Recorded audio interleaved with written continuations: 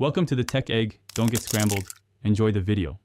You start by forcing the location hardware to report accurately. Turn on location and set high accuracy so the phone uses GPS, Wi-Fi, and mobile networks.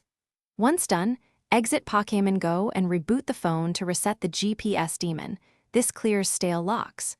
Make sure battery saver is off and developer mock locations are disabled because those override true coordinates.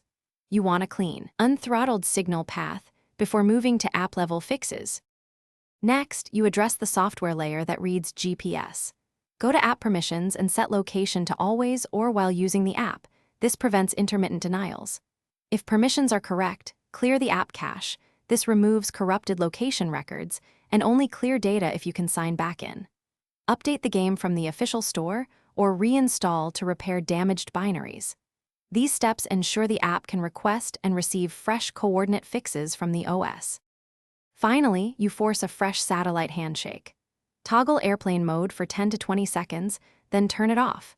This forces radio modules to reinitialize and often produces a new GPS lock. If problems persist, use a GPS status or a GPS tool to perform a cold fix and refresh ephemeris data.